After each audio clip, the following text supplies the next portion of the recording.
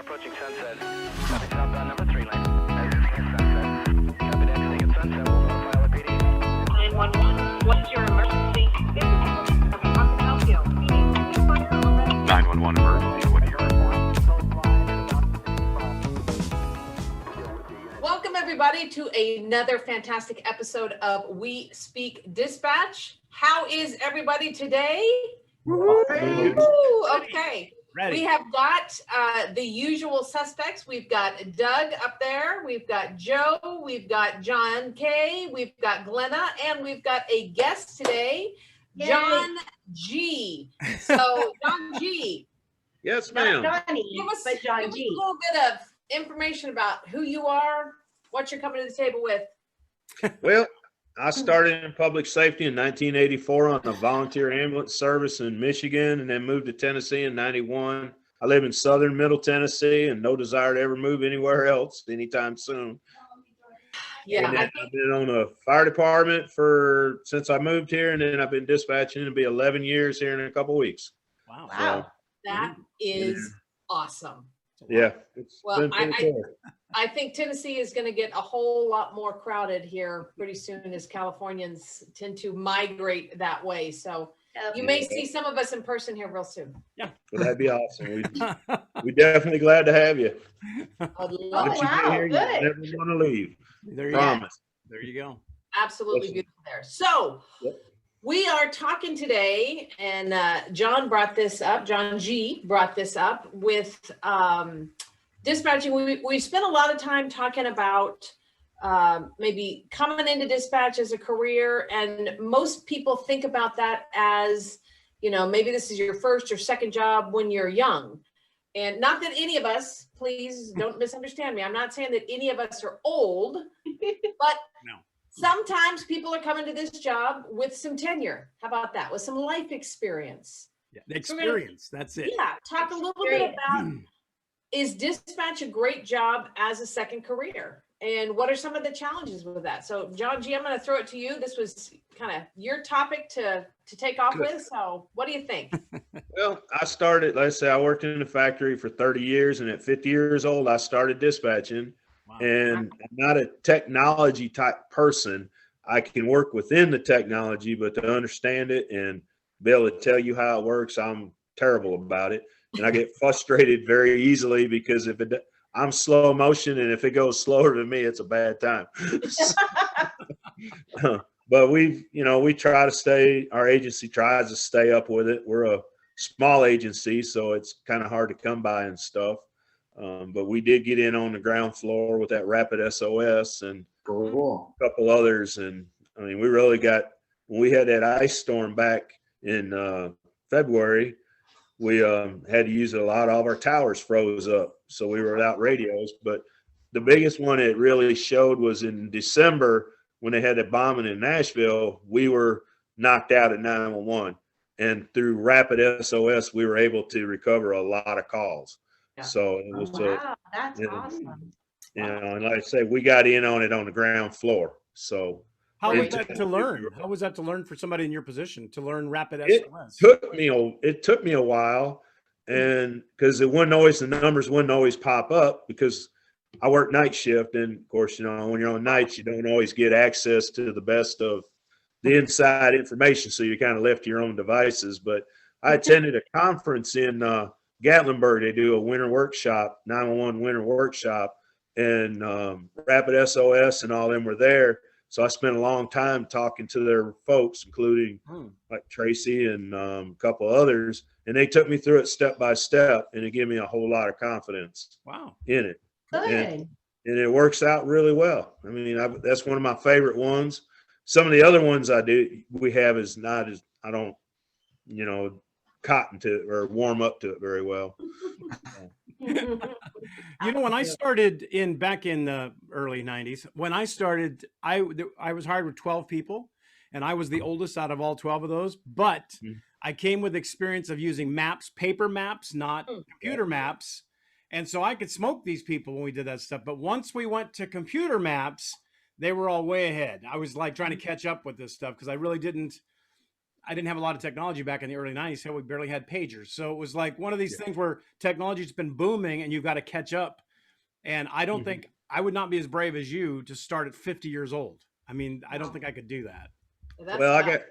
I got conned into it. A guy that I used to work with, he retired and he joined. I seen him one day and he said, if I was still doing this fire department stuff, and he says, I dispatched here in a neighboring county, and he says it's great. I work at night. I got my Captain Kirk chair and all my consoles and all that stuff, and I run it. And so I mean, he kind of encouraged me. Wow. And I'm like you, Doug. I use paper maps, and it frustrates me. But we got a lot of them that don't know where anything is and have to rely on the GPS, which we all know is an accurate way to get to places. Oh, I can, and my strength is by being on the fire department for so long, we had to know our roads. So when I hear an address, my partner get an address, once I get a chief complaint, I can start dropping tones for units because I know pretty much who's got to go. Yeah. right. There's a couple areas like anywhere that are gray area, but And people I do get have you. that experience because I know when I worked in a certain part of the state, we had a guy that was getting ready to retire. He'd been on a long time, but man, this guy knew the city backwards and forwards. He could tell you it's over by Bill's house and near Jim's, and it's like we had no idea where it's at. But this guy walked away with that much information that just walked out that door, and Right. none of us even bothered to capture it and say maybe you could Right. help us draw Yeah. maps. Or something. That's what I tell the new people, our newer, younger ones, is get out, ride the roads, and look for stuff and study them paper maps. Because we've all had times that your CAD crashes, and these get, a lot of the younger ones as a whole, they're out of luck, because they don't know where nothing's at. Yeah. So Yeah, there's definitely a reliance on technology now that I mean John G, to your point, we were just talking about this in our center not too long ago, is we've got the guys who have been on the job for a while who they know the city backwards and forwards, which streets go under the freeway, over the freeway, dead end at the freeway, all the quick ways to get there. But I'm curious, and you mentioned a couple things, going to training. So I mean, I think sometimes we tend to be more motivated to go to training and learn that stuff on our own. But I'm also thinking about the younger people, and John and Joe, you can chime in here, and Glenna, with we rly on technology, but do you think the newer, younger generations are that much more educated about it? Or are they just not as, I don't want to say afraid, but not as intimidated by it? What do y'all think? I would go with not as intimidated by it, because when we send something out, and we send, and whether you try and do it across all 3 shifts and you send screenshots out with it, some people that are, have a little bit of experience or tenure on may try to follow those screenshots to make sure they're doing it right. And then somebody that's comfortable with computers, forget the screenshots, they're just going to figure it out on their own. So I think it's a little bit of a mix of both, that some people are more comfortable with it and some people are uncomfortable with it. And you'll sometimes, a lot of times here in a dispatch center, they won't know which fire station went if the CAD crashed. Right. And because you hear that a lot between the people with tenure on and the people with no tenure on. And so then they always say, by the time I could Google it or whatever and find out, you'll still be typing the call in and just getting it in because I do it quicker than you anyhow. So in the end, it's a wash. And you hear both sides of that argument in a lot of dispatch centers. So Glenna, what do you think? I have mixed feelings. So I am second in seniority at my city, and the first in seniority is, of course, right above me. We both are working graveyard shift right now. And we have found that there is a place for technology, and we are required to know it, and we know it.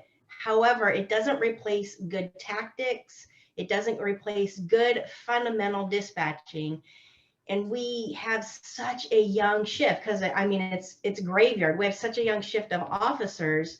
They really were appreciative of the tactics-based dispatching, of the fundamentals of dispatching.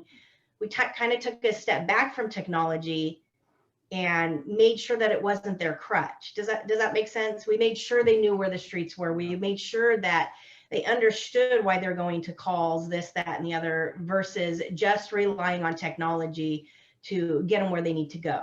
However, Leslie is 100% correct. Technology can be so intimidating that you tend to fall back on what you know. training we have such a strong strong training department where we are. They'll sit down with you and they'll teach you anything you want to know, anything you want to know. So from Rapid SOS to our computer system to our video system, anything and everything, it's pretty awesome. So we don't have that intimidation factor either. So it's kind of nice. John That's all I K, can say.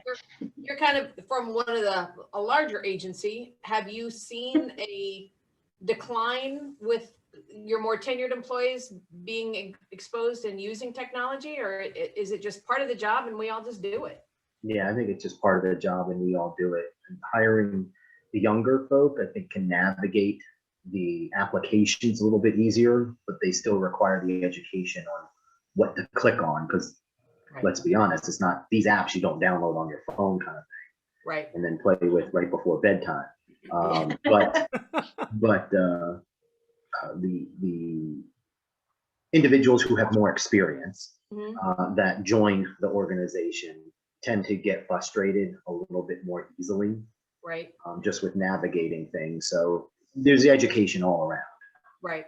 Do you think it's because of the technology, or just because I think we can all agree that every time there's a new piece of equipment, where they put it, they always put it in dispatch. So multitasking, I mean, when I started, and I am the oldest person at my department. I am the oldest person in my department. And Leslie, you've got a young department then. yeah, they're all 12. But when I started, and I know some of you, Doug, John, Yeah, I didn't say anything. that really, when we first started this job, it was you answer the phone, you got the information, you dispatch the officers. That was it. Yeah. That's not what we do anymore. Oh, no. Built all of these additional responsibilities on. So I'm wondering if it's not so much the technology that the more experienced people struggle with, but the demands of doing 46 different things all at the same time in 3 seconds flat. I noticed that when my department went in 2012, which is not that long ago, went from a DOS-based CAD, which was green screen, gray letters, to a Windows-based, and we knew at that time we were going to lose a lot of people. We just knew a lot of seniors were going to say, we're out of here. And I tried to talk a lot of them into staying, who retired quickly. The last officers in lost 6 people in one shot because all these 6 senior people retired. They were all close to it and took it. And I tried to talk to them and say, don't let a CAD chase you out of this place. Yeah. Right. And they were like, we're not going to learn a new CAD. Forget that. And I'm like, it's not that hard. I mean, Right. If I could have done it, anybody probably could have done it. So it wasn't that hard. So I think sometimes people just don't like change. I think Right. one of the biggest changes that I've seen is when I started, believe it or not, it was in 1998. So I do have over 20 years of experience. And the thing that surprised me the most, how quickly it changes, we used to have, I don't know if you'll see my background, but like a boom mic, kind of like this out of the council that we no longer have, and we had to talk into it. And we also had actual handset that you picked up and you pushed the button. It wasn't no little square box, or you didn't touch the screen to answer the phone.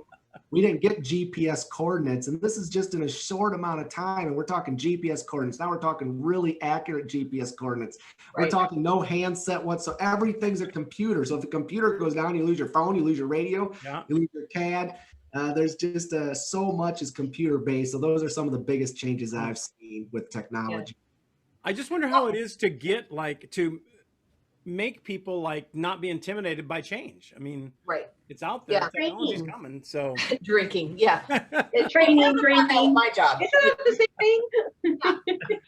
John G., how did you overcome it or learn some of these things? Mostly, having worked in the factory, we had a lot of computer stuff, but is mostly just working within it. I'm not very explorative of our system. I do what I have to do to make the calls and stuff. But as far as understanding it, to me, it's kind of just a normal thing. No different than logging into your bank account. No different than that. You do the same thing all the time.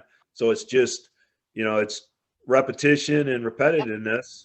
And because you get basically the same call types all the time. Right. So you do the same, basically we're just like like manufacturing. We do the same thing every time. Then repeatability and accountability. So you just do the same thing. Now, as far as understanding how all that works, no, I ain't got a clue. And I'm intimidated because I'm of the age group. Sometimes you're afraid you're going to go off delving off in there and you're going to break it or erase something or whatever. And of course, being older, we didn't have that technology when we were young. Working in the factory, I've watched robots do 99 perfect cycles. In the 100th cycle, stuff goes rolling wherever it goes, Watch them fling body parts, sealer, and all that. It's the same, it's the same thing. You respect the technology, but we're not dependent on it because we've had to figure out how to make it happen on our own. Right. I think regardless of age, that Our first dose of true technology growing up in the 60s and 70s was a Texas Instrument TI-30 calculator. I mean, that was our first big, first dose of technology, and our video games was Pong. I can remember when Pong come out. That was, that was our big video game. Yeah. Wow. So, I mean, we just weren't around it. So we've had to learn. Others adapted well. Some like me are just really slow. It's like I was born 100 years too early. So, All right. but like I said, I just work within it and try to make it happen. And I think, John G, your point of just repetition, absolutely. I mean, we now do things. You mentioned, online banking and stuff like that. We do it without even thinking about. But if somebody had said 10 years ago, 15 years ago, hey, you're never going to have to write a check again. You're probably not going to touch a dollar bill. Everything's going to be on your phone. We would have been like, oh no, that is so weird. And I think it's just, you don't even realize that it's happening, but you just become accustomed to it. And, everybody here has said, how much things have changed in just a short amount of time, 10 years, 15 years. So let's project. Part of that, though, to me is exciting. It's not like I look, oh man, I'm the naysayer kind of thing. It's, oh cool, I have the phone and now I can do this. Badass. Yeah. I mean, some people still use a credit card and now you don't have to swipe, you have a chip. Okay. Yeah. Well, I had the ability to use contactless with the phone. And now I just use that. I'm like, well, I've just been stubborn and didn't, but it's just that adapting to it. Right. But sometimes it's not going against it. It's just, no, I don't really need to change. Right. Because I'm used to the system I have versus, damn, once I use it enough, this is cool. It's awesome. Yeah. Why would I want to go back? So just as we kind of close up here, what do you think is going to happen in the next 15 years? Some of us are still going to be in it. Some of us may not. But so what do you think is going to change in the 911 industry in the next 15 years? I think AI is going to be major. I mean, all this artificial intelligence, we're going to be able to see a house like on a screen. You'll be able to see it in 3D moving around saying there's the person right in the house. So I think AI is coming. It's going to it's funny you mention that because there are companies right now that can stream. If I'm a caller, I can stream the scene to the dispatcher if the dispatch center can accept it. Yeah, I've seen that. Yeah, that's going to be crazy. Yeah. Wow. And you talk about, Doug, you mentioned about people leaving from DOS to Windows. That's going to be another layer that people will say, see you, bye. That's not what I signed up for. I don't want to see that. I was surprised the amount of people we lost in our department. And we had like 1,400 dispatchers. So, I mean, it's like we lost all the senior people were leaving. And I'm like, just because of this? I mean, really? It's like, Joe, what do you think? What do you see coming? I think you're going to see a continued increase in the amount of training that dispatchers are required to do. Several states are now adding a mandatory beginning introductory dispatcher course that you have to take. I think you're going to see more states come on board with that. I think our training is going to continue to increase because, like Doug said, the artificial intelligence. But the one thing that I think that's great about this episode is that regardless of your seniority or just flat out your age, is that the majority of people learn the same way by repetition and by doing it, and then by being able to teach somebody else. So if you ever want to know, can I do something? Ask yourself, can I explain it to my coworker? And if you can explain it to your coworker, then you're pretty confident in using that. And I would just say that dispatch is going to continue to grow in the next 15 years. Yep. Oh yeah. Yep. Yeah. It's gonna be exciting. John G, any closing comments or words of wisdom you can give us? It's been fun to do this, and it's amazing what we've gone through, and then what's lying ahead.